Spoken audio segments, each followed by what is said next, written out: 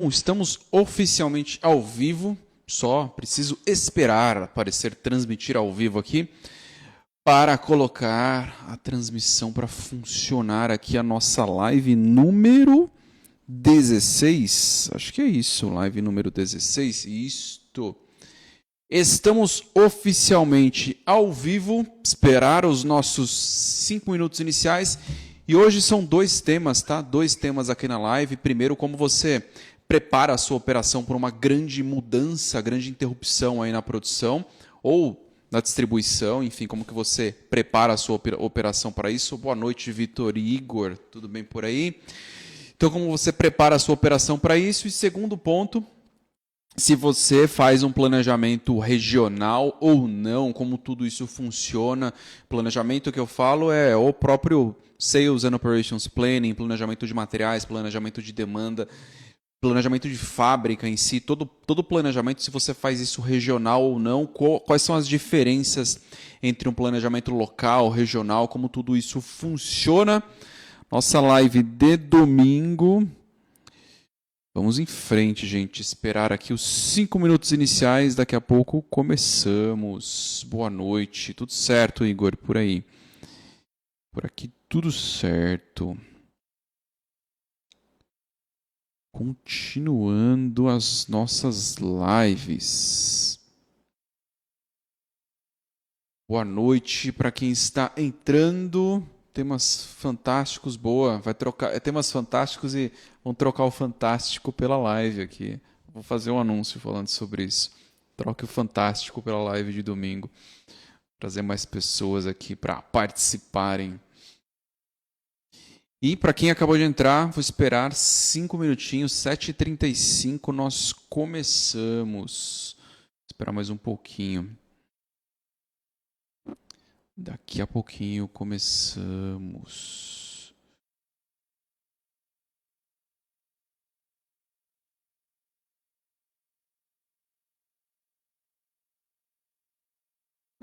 Daqui a pouco. Daqui a pouquinho. 7h34 agora. No meu relógio é 7h34. Deixa eu ver se está tudo certo aqui para começarmos. Sim, está tudo certo.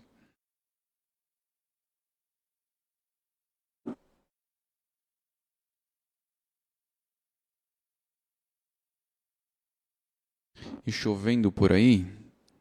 Está chovendo aqui, estava chovendo demais durante o dia. Não sei em qual região vocês estão. Vamos lá, gente. Aqui no celular é 7h35 oficialmente, no computador ainda é 7h34, mas vou começar com o tema. Apareceram algumas perguntas, eu selecionei 2 perguntas que eu coloquei no Stories para a gente falar hoje aqui na live.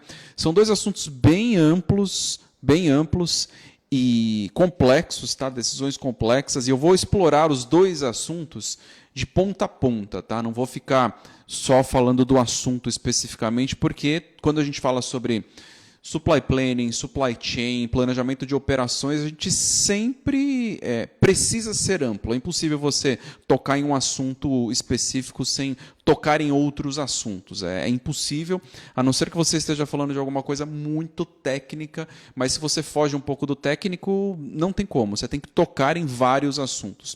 E, reforçando quais são os temas de hoje, primeiro, interrupção de operação, como você trata isso, e aí tem várias formas de tratar isso, tem vários motivos para você interromper uma operação, mudança de layout, mudança de fábrica, implementação de um novo sistema, mudança de... Eu falei de layout, né? Posicionamento das máquinas, mudança de posicionamento de depósitos, construção de uma área nova. Tem vários motivos que fazem você interromper uma produção. Ou uma grande manutenção industrial, uma manutenção ali preventiva. A própria parada para férias coletivas não é algo trivial de se fazer.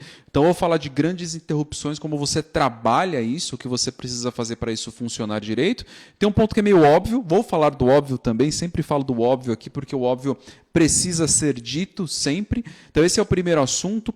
Segundo, tá? O segundo assunto, se você está numa operação pequena, esse assunto vai parecer estranho, mas abstrai um pouco, porque quando você começa a ir para operações maiores, esta dúvida é comum. Tá? Se você tem um processo de planejamento centralizado ou regionalizado, tá? Ou se você deixa a ponta tomar as decisões, ou se você centraliza todas as decisões, aí tem prós e contras, o que você centraliza, o que você não centraliza, tem vários problemas que acontecem quando você faz isso de forma desordenada. Tem um ponto que é...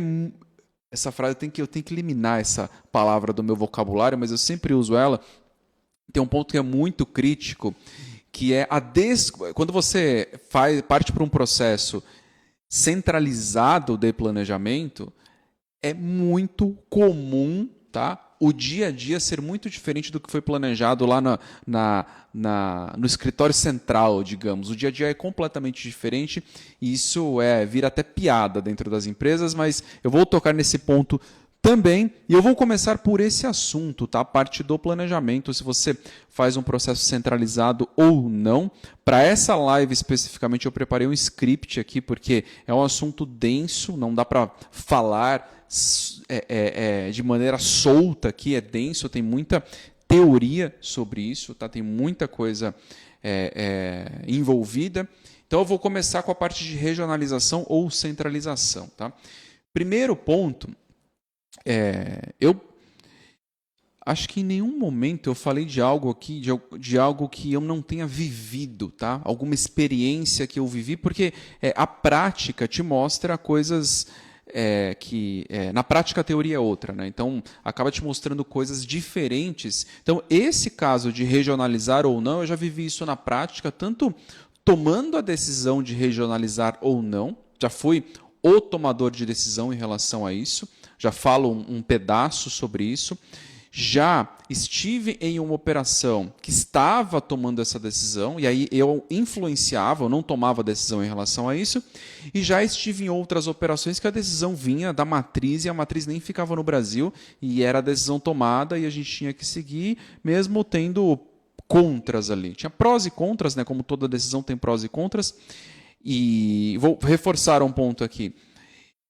A decisão de centralizar ou regionalizar, ou deixar a decisão sendo tomada na ponta, ela só acontece quando a gente vai para operações maiores, né? Esse tipo de decisão não é tomada em operações menores, porque ali não tem nem necessidade de tomar esse tipo de decisão. Mas ela não acontece, tá, em operações menores.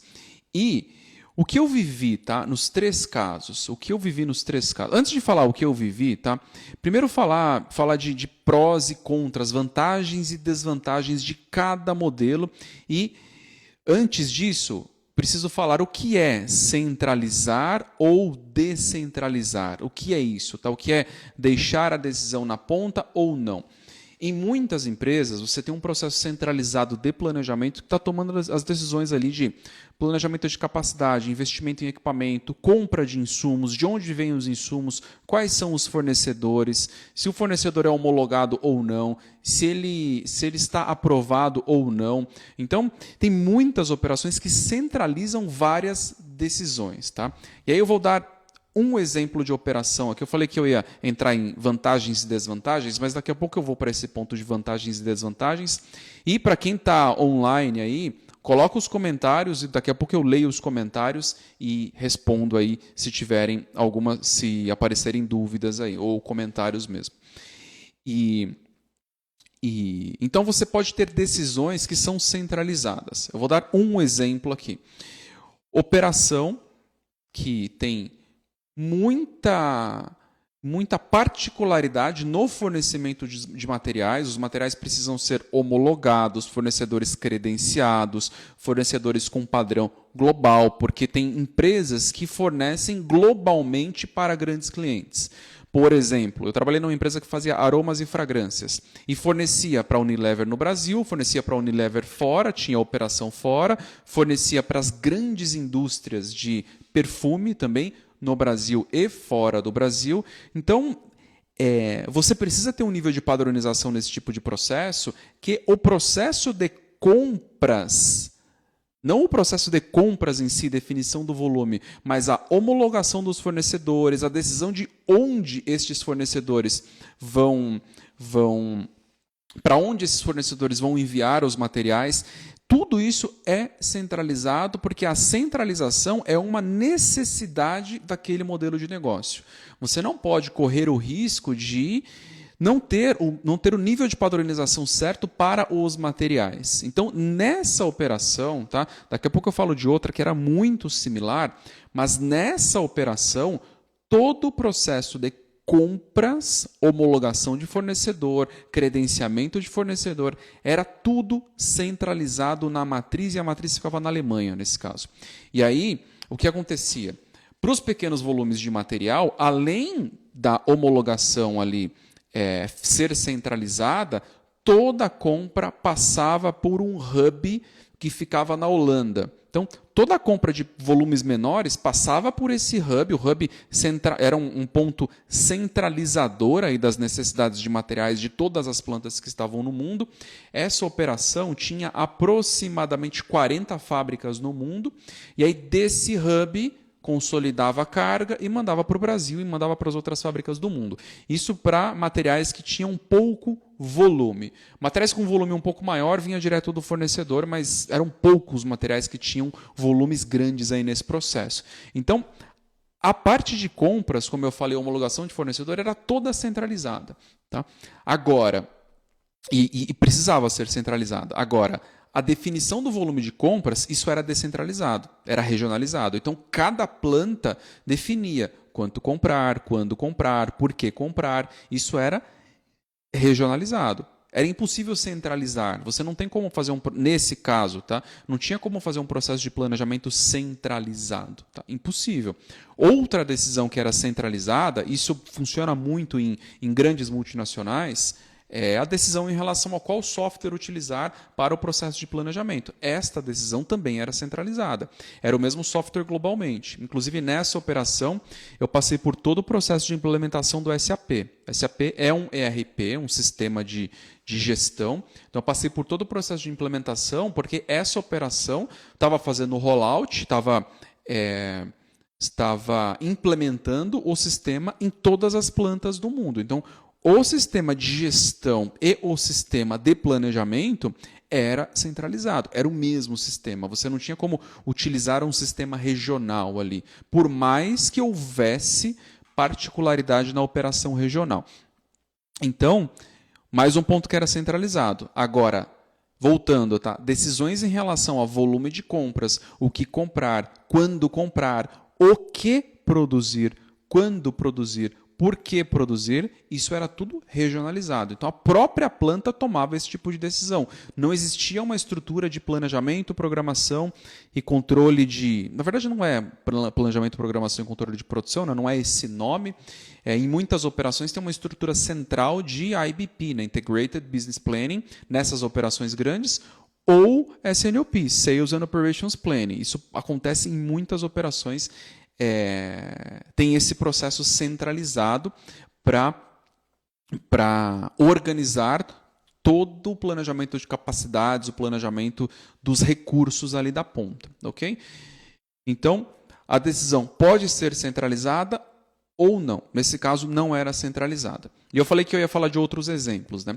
Tinha um outro modelo que era muito similar, tá? Só que nesse caso era uma multinacional americana. Todo o processo de compras para a maioria dos insumos funcionava exatamente do mesmo jeito, só que como os volumes eram maiores, aí a maioria dos materiais vinha direto do fornecedor para essa planta especificamente, mas homologação de fornecedor, decisão de onde comprar, de qual fornecedor comprar, tudo isso era centralizado, porque era uma necessidade do negócio. Nesse segundo caso, era uma indústria farmacêutica. Fornecia embalagens para a indústria farmacêutica. Então, você não tem como trabalhar sem um nível de padronização e de controle, principalmente por ser um processo para a indústria farmacêutica. Não dá para correr esse risco. Tem que ser muito padronizado, muito certinho, e todo o processo era centralizado. Eu lembro claramente, tá? Eu já passei por por apuros nessa operação. Eu tinha um contato nos Estados Unidos que o nome da pessoa era Wendy, eu lembro até hoje esse nome, e quando tinha alguma dificuldade no fornecimento de material, ou dificuldade para risco de falta, material que venceu, material que extraviou por alguma razão, avaria de estoque, eu entrava em contato direto com essa pessoa e ela mandava por FedEx. Eu já recebi muito material por FedEx, em casos de urgência, volumes pequenos, e funcionava perfeitamente. Tá? Então, estou falando de operação centralizada. Só que, novamente, o processo de planejamento era regionalizado. Era a ponta que decidia. Todas as fábricas decidiam na ponta, mas o líder de planejamento, que no caso era meu chefe, ele era regional, ele era central. Então ele ficava na planta dos Estados Unidos, ficava no escritório dos Estados Unidos e liderava o processo de planejamento, programação e controle de produção, SNOP. Ele liderava a supply chain como um todo, né? A cadeia de suprimentos como um todo. Ele ficava nos Estados Unidos e ele liderava todas as plantas das Américas. Por que o processo era centralizado? Porque aí as práticas eram as mesmas, a gente compartilhava conhecimento, compartilhar conhecimento é importante, tinha fornecimento entre plantas também. No caso da planta do Brasil, a gente comprava produto acabado de plantas dos Estados Unidos também. Então tinha uma troca de conhecimento e tinha a própria relação cliente-fornecedor ali também, que tinha que funcionar bem. Então tinham encontros periódicos ali de todos os gerentes de supply chain de todas as plantas para discutir boas práticas, o que funciona e o que não funciona, avaliar o que estava funcionando dentro do próprio sistema, discutir indicadores, enfim, vários pontos ali, e funcionava super bem. Tinha encontros online também, encontros presenciais, e funcionava bem. Então, mas a decisão do que produzir, como produzir, quando produzir, era regional. Era a ponta que tomava esse tipo de decisão, não tinha nenhuma interferência ali da matriz.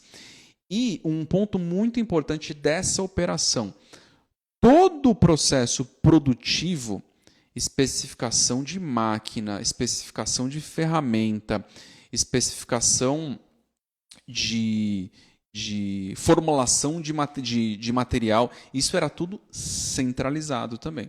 Sempre vinha gente da matriz para homologar um equipamento novo. Isso acontecia muito. Então, o processo, as especificações do processo produtivo eram centralizadas. Só que, mais uma vez, vou voltar ao ponto que eu falei. Por quê? Porque era uma necessidade do negócio. O negócio não sobrevive sem esse nível de padronização. Alguns podem pensar, mas não tem flexibilidade na ponta, não funciona assim. Não, não dá para ter flexibilidade, porque se houver flexibilidade assim, o negócio não sobrevive. Precisa haver um nível de padronização, porque, no primeiro caso, fornecimento de aromas e fragrâncias, você não pode ter uma falha ali no processo, não tem como, ele tem que ter um padrão global, e aí tem que ter um nível de restrição grande. Segundo caso, fornecimento de embalagens para a indústria farmacêutica, você não tem como correr o risco de ter algum problema ali no processo.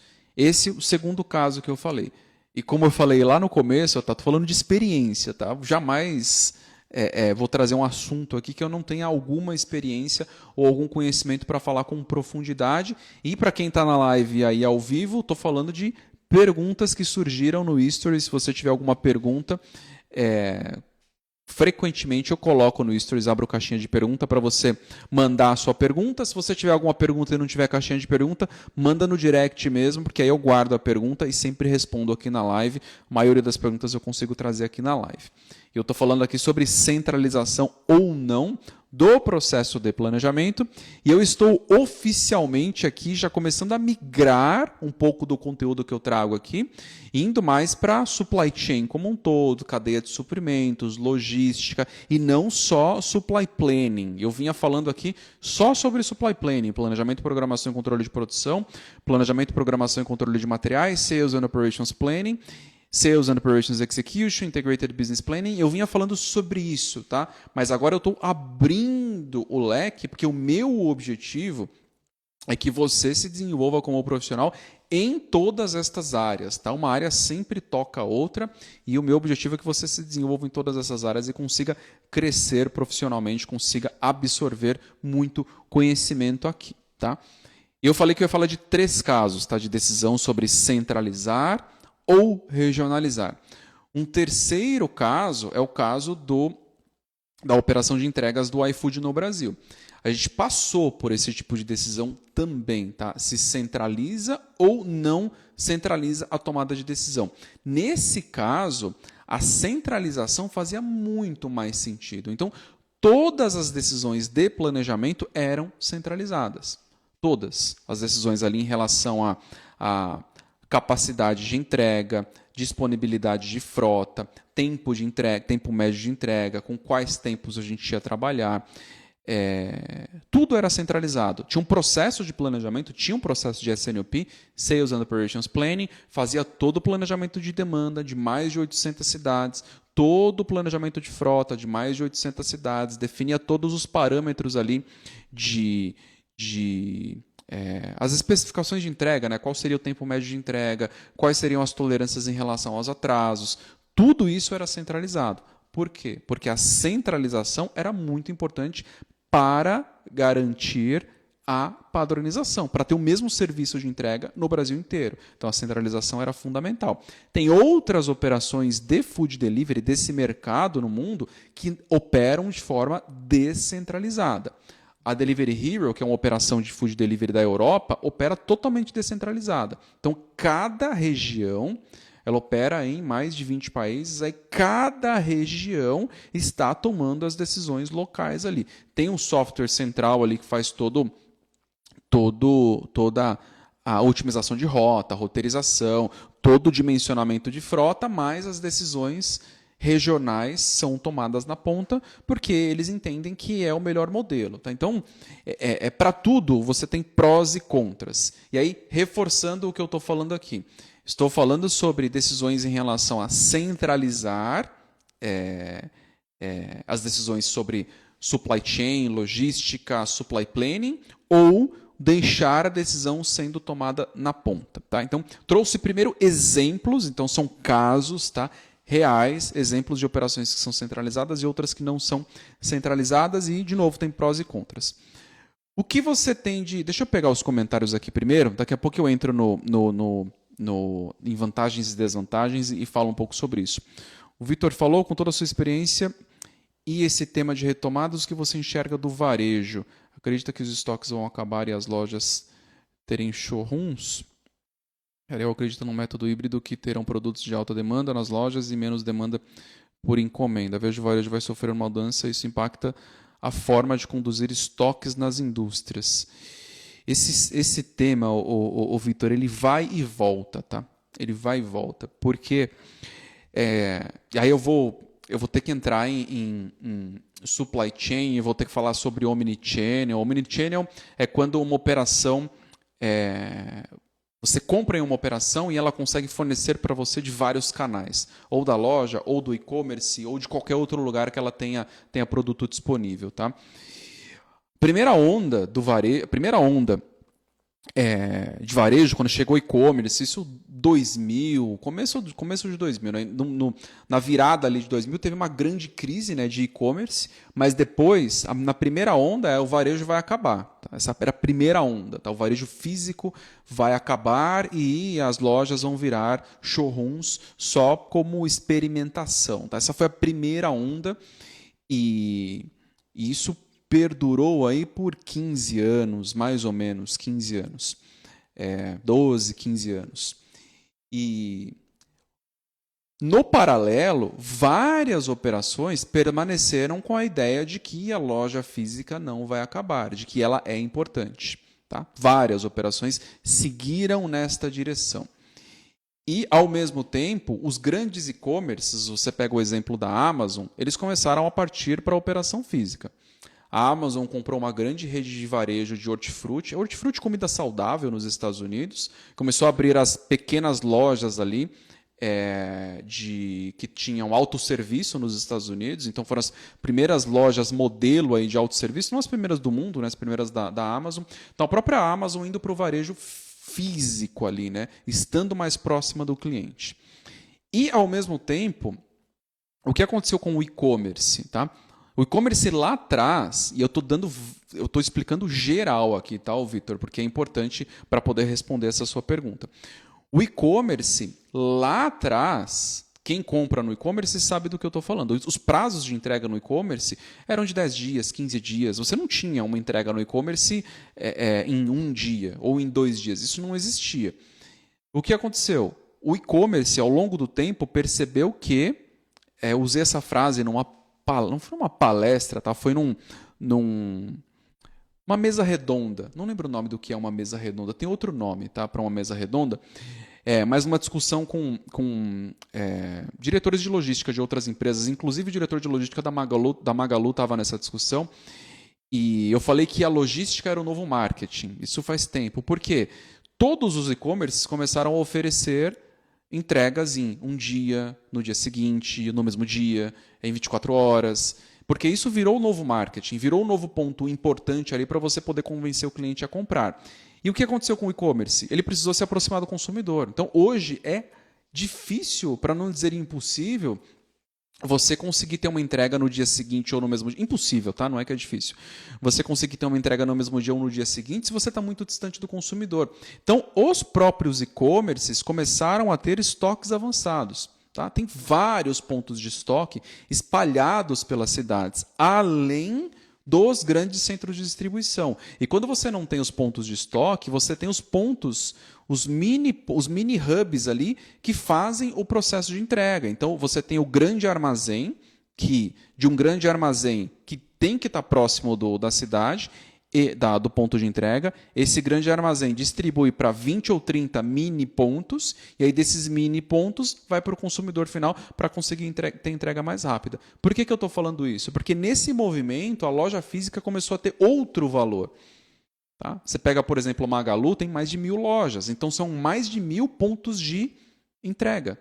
Tá? Mais de 1.000 pontos. E nada substitui a experiência do consumidor ali. Então, vai existir ali o showroom, tá? Isso vai existir, mas toda empresa que tiver uma operação física com capacidade de entrega rápida, isso muda completamente a experiência do consumidor. Então, não sei se respondi tudo, não dá para pregar assim que vai acabar, a loja física vai acabar. Quem fala isso não tem tanto embasamento e não sabe exatamente o que está acontecendo. Pouquíssimo provável que isso aconteça. Inclusive, se vocês perceberem, qual foi o primeiro negócio físico que acabou? Foram as livrarias.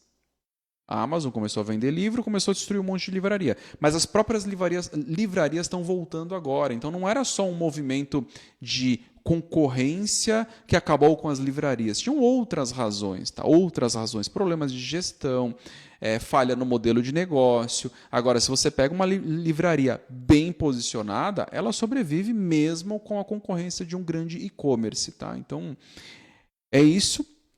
Não é simples, o mundo está cada vez mais digital, um monte de coisa você compra pela internet, mas não dá para pregar aí com certeza o que vai acontecer, Vitor. Enfim, deu uma volta grande aqui para falar sobre isso.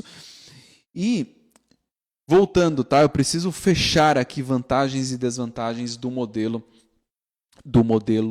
centralizado ou descentralizado. Primeiro ponto do centralizado é a padronização que eu falei. E você tem uma visão mais integrada do que acontece em todas as operações e é uma visão padronizada. Tá? Uma visão padronizada.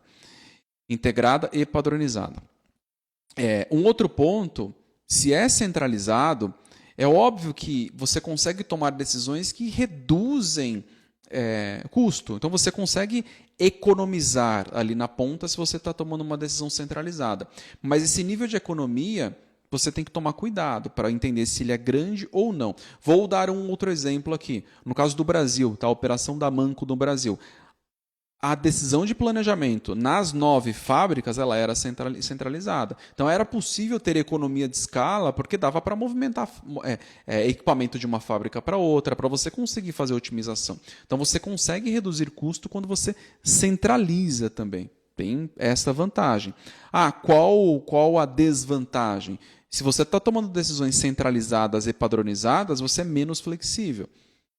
Só que aí eu volto lá nos exemplos que eu dei. Que nível de flexibilidade você quer ter numa indústria que está fornecendo para a indústria farmacêutica? Você não quer ter flexibilidade nesse tipo de operação porque a flexibilidade ela é arriscada. Tá? Não tem como flexibilizar demais. Ela é muito arriscada. Só que, ao mesmo tempo, é um risco que você corre. Porque, nos dois casos que eu falei, se você depende só de um fornecedor, e esse fornecedor ele é global, você não tem alternativas locais, isso vira um risco gigantesco. O seu nível de flexibilidade é muito baixo. Então, se você falha no processo de planejamento, vai atrasar, não tem como. Então, o processo de planejamento, quanto mais centralizada for a tomada de decisão, mais refinado precisa ser o processo de planejamento. Tá?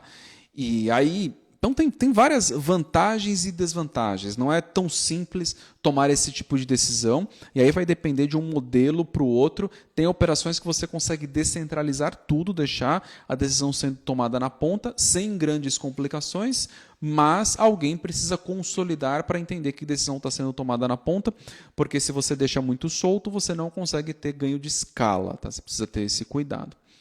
Então, vou fechar esse tópico. Deixa eu ver se tem mais alguma coisa aqui nas anotações.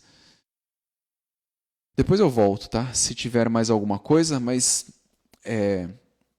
vai variar de uma operação para outra. Deixa eu pegar o comentário do Vitor aí da Blockbuster. Teve grandes oportunidades de abrir o mercado de streaming. Sim, ô Vitor, a Blockbuster quase comprou a Netflix, não conseguiu comprar, mas isso aí, tá? Eu acabei de ler o livro hoje, coincidentemente.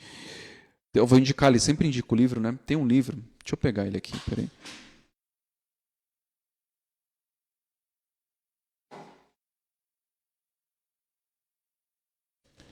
Ó, esse livro aqui, ó, The Geek Way. O que esse livro conta, tá?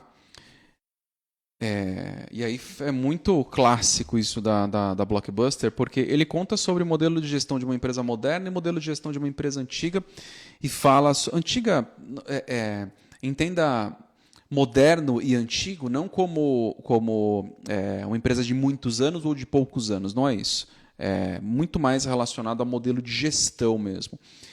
E esse livro explica do ponto de vista do cérebro, por exemplo, por que a Blockbuster não comprou a Netflix lá atrás. Existe um jogo, tá? Um jogo que o ser humano joga dentro das empresas, e isso se chama cultura dentro de uma empresa. E esse jogo ele varia de uma empresa para outra. É óbvio, né, o que eu estou falando aqui. Mas grandes empresas antigas, com processos engessados, não conseguem tomar as decisões na agilidade que, por exemplo, a compra da Netflix exigia ali da Blockbuster. E isso é explicado do ponto de vista do cérebro, o comportamento humano, por que o ser humano se protege, por que ele toma esse tipo de decisão, por que o comportamento do grupo leva a uma tomada de decisão específica. Então, tem várias razões e nesse livro conta por que as empresas como Facebook, Google, Netflix, essas são as mais conhecidas, né? A própria Tesla, SpaceX, tem várias empresas de tecnologia grandes e que tangenciam ali o ponto de tecnologia, porque elas conseguem tomar decisões melhores, crescem mais rápido e são muito mais eficientes. O resumo do livro é que elas tentam fugir desse viés do comportamento humano e tentam tomar decisões cada vez mais analíticas. Tudo de forma analítica. Você não vê uma decisão, por exemplo, vou dar o exemplo do Google, né, que ele fala no livro. Você não vê, por exemplo, uma página de um site construída porque o chefe de não sei quem achou que aquela cor era melhor. Isso não acontece. O que acontece no Google, aliás, veio do Google, surgiu no Google, teste AB.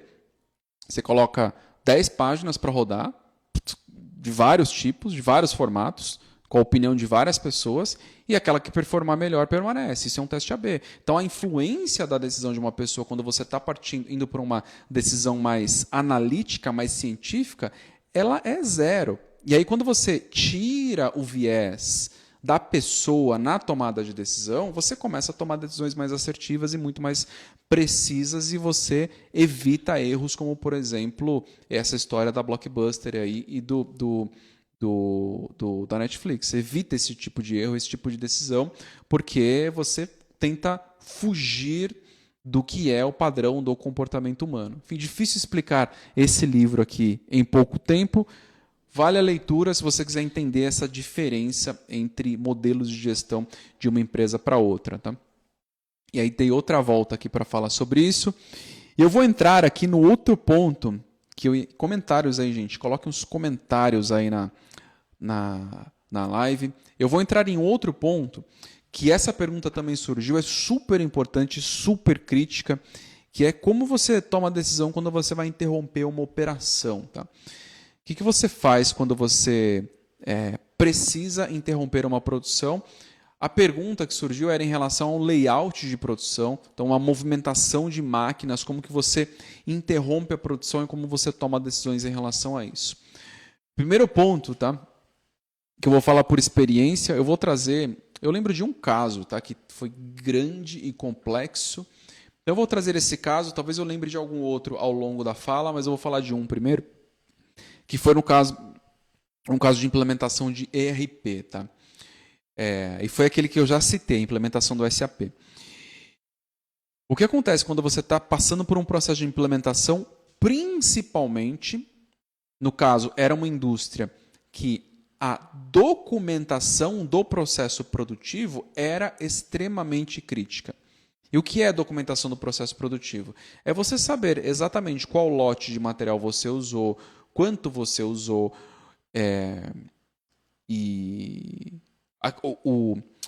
aquele produto acabado, ele foi composto por qual lote de cada um dos materiais, e eram produtos com um Bill of Material, né? Uma lista técnica com 200 componentes, com 150 componentes.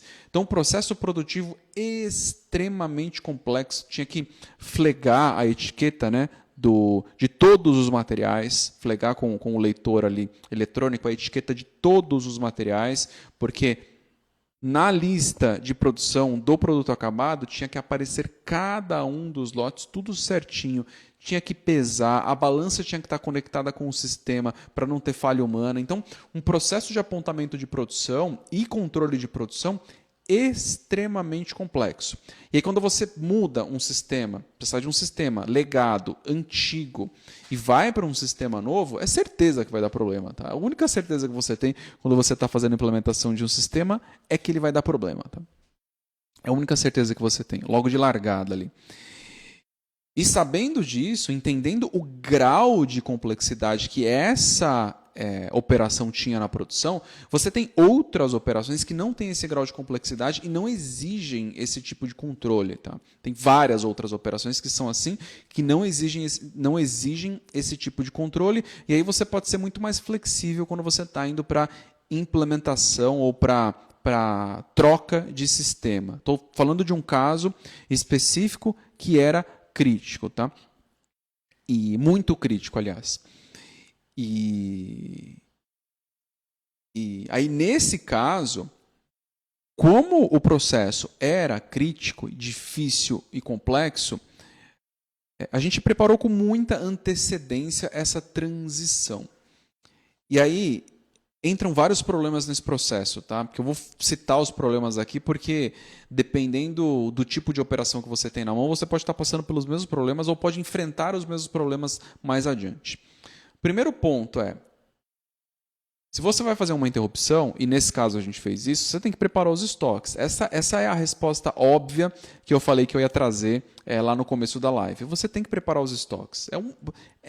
Essa decisão é óbvia. Você tem que antecipar ali a produção, formar estoques, porque você sabe que vai ter uma interrupção. Essa decisão é óbvia. O ponto é quanto e o que você vai produzir. Essa é uma dúvida que não é tão simples de resolver. Então, esse primeiro ponto, quanto e o que... Só que você tem a certeza de que você precisa antecipar os estoques. E dado que você precisa antecipar os estoques, você precisa antecipar a compra de materiais.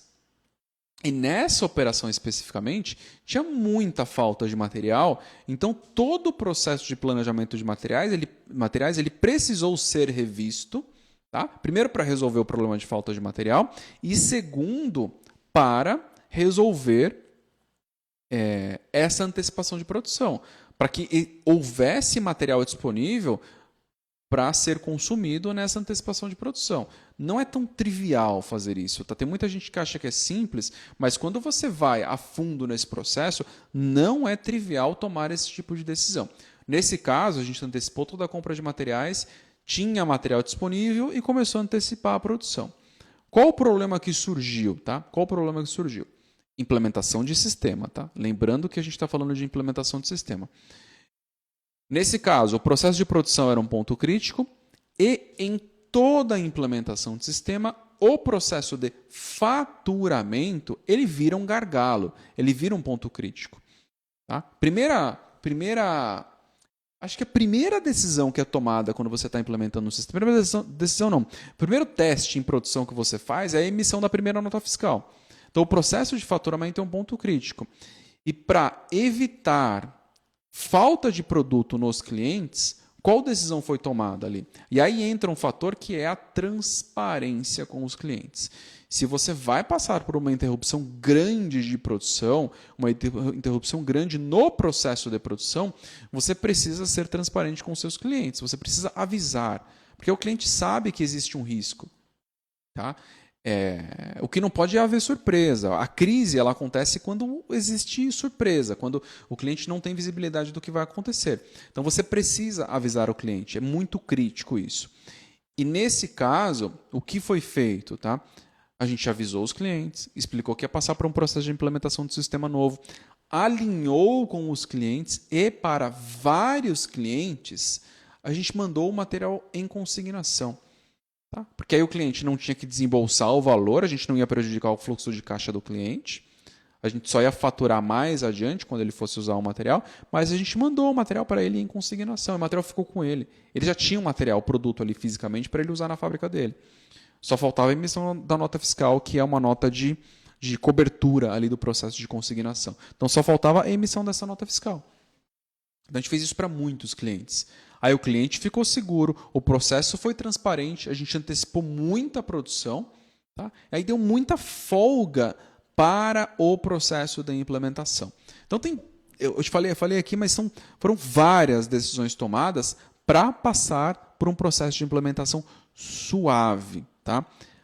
E o que aconteceu, que era óbvio nesse caso que ia acontecer, é que a retomada da produção foi muito mais lenta, porque pensa, o operador ele estava acostumado a fazer o processo lá de flegar todos os lotes, identificar todos os lotes dos materiais, colocar ali no documento, ele sabia qual documento ele ia usar. Depois, ele passou a operar num sistema novo. Até ele aprender como esse sistema novo funcionava, o ramp-up, né, ali, a retomada da produção foi muito mais lenta, só que a gente já estava preparado, a gente já tinha preparado o estoque para isso. Tá? O processo de faturamento, o crítico era emitir a nota fiscal de cobertura para o processo de consignação. Esse era o mais crítico. A gente não precisava fazer todo o processo de faturamento, expedir o produto acabado, documentação de lote e todo o processo ali que era burocrático para enviar o produto para o cliente, porque o produto já estava no cliente, já tinha documentação de lote, já estava tudo ali na mão do cliente. Era só a emissão da nota de consignação. Então, a retomada ela foi muito simplificada. Qual a consequência disso? Foi um processo muito mais simples do que o previsto e com praticamente nenhum problema ali, nenhum problema. Tirando o estresse das pessoas que participaram do processo de implementação, o resto funcionou super bem. Eu brinco do estresse porque tinha uma pessoa que era responsável pelo processo de implementação que em um determinado dia ele simplesmente bateu na mesa, assim, largou tudo e foi embora. Voltou, acho que 3 dias depois. Porque estava extremamente estressado ali no processo. Quem já passou por implementação grande de ERP sabe que não é um processo simples, tá? Não é trivial. Tem que treinar todas as pessoas, você tem que rever todos os seus processos, começa a dar gargalo em um monte de pedaço, começa a aparecer bug em pontos que você nem imaginava que ia aparecer. Então, não é um processo simples. Então, falei de várias regras aqui para você contornar uma interrupção de produção. Vários pontos que são importantes você levar em consideração quando você precisa interromper uma produção. E aqui eu falei só sobre a implementação de ERP, mas tem várias situações, tá? Várias situações. E você pode ter ali manutenções grandes, tá? Tem várias operações que passam por manutenções anuais grandes. E aí o processo é exatamente o mesmo, tá? Eu não fugiria, tá, destes blocos que eu já falei. Primeiro, antecipação de produção. Você precisa antecipar, tá? E seja pessimista, tá? Seja pessimista nesse processo. Você precisa antecipar a produção, porque não adianta ser otimista. É melhor você retomar a produção antes do previsto do que depois do previsto. Então, seja pessimista nessa tomada de decisão. Antecipe. Se você vai antecipar a produção, você também precisa antecipar a compra dos materiais. Isso é óbvio, é claro que tem que funcionar dessa forma, mas eu entro em várias operações que acabam tomando decisões erradas, porque não fazem esse processo de antecipação da compra dos materiais também, tá? Não fazem isso da forma correta, e é um ponto extremamente crítico. E terceiro ponto, tá? Eu falei de antecipação dos estoques de produto acabado, antecipação dos materiais. Terceiro ponto é transparência, tá? Transparência com o time comercial, time de vendas ali, né, que é o time comercial, transparência com os clientes. Super importante explicar para os clientes que você vai passar por uma interrupção e mas eu tenho muitos clientes, eu não consigo explicar para todos. Se você mandar um comunicado, tá? Aí entra o processo de planejamento, a importância do processo de planejamento. Se você mandar um comunicado com 6 meses de antecedência, você vai ter um pico de venda porque o cliente vai querer super estocar e ele vai estar com medo de ter falta de produto. Tá? Então se prepare para isso também. Se a sua decisão for vou comunicar todos os clientes, vai ter um pico de demanda em algum momento e você vai sofrer com isso. Tá? Não é uma decisão tão simples assim, vamos comunicar. Talvez você comece comunicando pontualmente para entender o que acontece, entender o comportamento dos clientes, e aí depois você abre para uma base maior de clientes. Ok? Então, interrupção de manutenção para manutenção, mudança ali no processo produtivo, tudo que envolve o processo produtivo, considere que a retomada vai ser muito mais lenta do que o normal. Tá? Você dificilmente retoma a produção exatamente no volume que você produzia antes, quando você faz alguma mudança de layout, mudança de movimentação de equipamento. Isso é raro acontecer. Você já partir com o volume que você produzia antes. Não é tão simples retomar a produção dessa forma. Então, cuidado com isso. E um outro ponto muito importante, eu falei desses 3, mas um outro ponto muito importante é como você monitora esse processo de parada. Porque tem muita parada de operação que a previsão é parar 3 dias, ou 5 dias, ou 10 dias. Só que aí 5 dias vão virar 7, que vão virar 8, que vão virar 10. Tá? Ou 10, que vão virar 12, que vão virar 15. Então, é muito importante. Também meio óbvio o que eu vou falar, mas é crítico, isso é importante. Processo de acompanhamento diário dessa interrupção. Tem uma execução clara, tá, das etapas ali ou da manutenção, uma manutenção de 10 dias, por exemplo. Diariamente, a manutenção está seguindo o cronograma, está funcionando da forma correta. Eu falei do processo de implementação do ERP. Mesma coisa, a implementação está seguindo da forma correta, tá? Uma etapa após a outra. Está funcionando, está fluindo bem. É muito importante que você acompanhe isso, tá? Muito, muito importante. Muito importante, porque senão depois você vai ser surpreendido com algum atraso nesse processo. E super surpreendido, e surpreendido negativamente. Deixa eu pegar o comentário do Vitor aqui. Implementar um ERP é sempre um grande desafio. Na experiência que tive como um dos supervisores da implementação, foi redesenhar todos os processos fora as resistências. Exatamente, Vitor. Super complexo, tá? A implementação de ERP é extremamente complexo, porque você não consegue personalizar da forma que talvez você tinha um sistema legado aí, ou o processo era feito na mão, em alguma planilha, algum controle paralelo, e no sistema legado ou no controle paralelo é muito mais fácil porque a pessoa está executando ali exatamente da mesma forma. Então, quando você muda esse processo, por mais que o novo processo seja melhor, é dificílimo a pessoa que faz o processo aceitar que o novo processo é o melhor caminho, é a melhor decisão e é a melhor direção. Ele não é tão simples assim. É difícil, tá? Fazer essa conexão com tudo isso. E o que mais, gente? Deixa eu ver se eu esqueci alguma coisa. Comentários aí de quem está online sobre esses 2 pontos que eu falei aqui na live de hoje. Comentários, deixa eu ver se eu esqueci alguma coisa aqui. Eu falei todas as partes de hoje. Todas. Queria ouvir de vocês aí que estão online. A pior das experiências foi um bug que deu no faturamento e o motivo foi muito bobo. A hora do servidor estava 2.000. Que beleza, hein, Vitor? Então. Pois é. É sempre isso.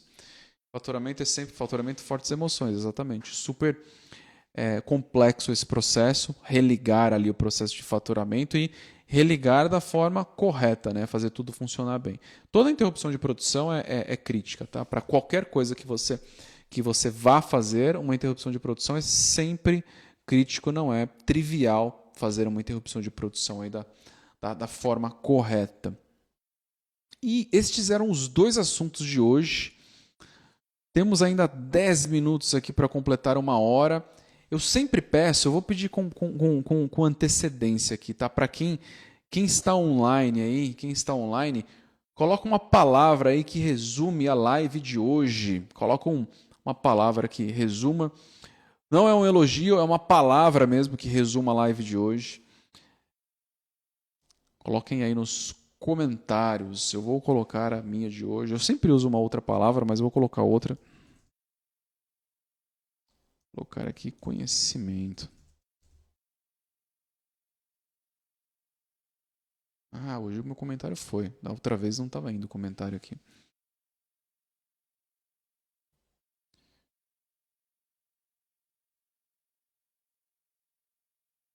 Experiências, boa, Vitor, verdade, experiências. Muito bom, gente. Vamos ver se tem mais algum comentário aqui.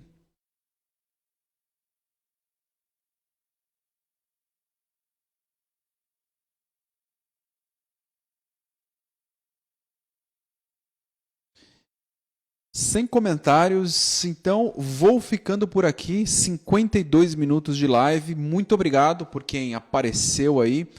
Obrigado por quem estava online. Obrigado por quem comentou também.